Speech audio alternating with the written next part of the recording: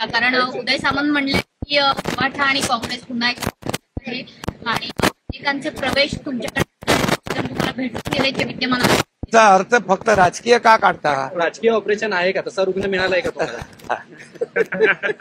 तुम्हाला जेव्हा रुग्ण मिळेल तेव्हा सांगू, तुम्हाला कल्पना देऊ.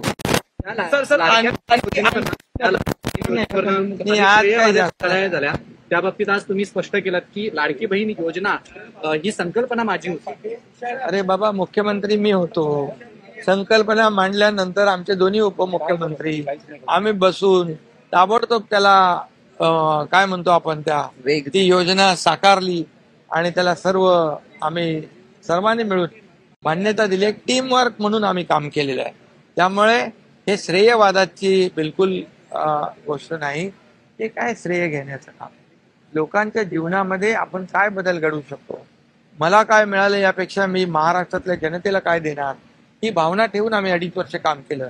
ही पुढची 5 वर्ष देखील आम्ही असंच काम करू. आता देवेंद्रजी मुख्यमंत्री आहेत, आम्ही टीम म्हणून काम लोकांना. पदावरनं बऱ्यापैकी गदारोळ सुरू आहे. तुम्ही चर्चा करायला सुरुवात चर्चेतून पवारांसोबत की मुख्यमंत्र्यांची वाट? मुख्यमंत्री आल्यानंतर त्या चर्चेमधून सगळे प्रश्न सुटतील.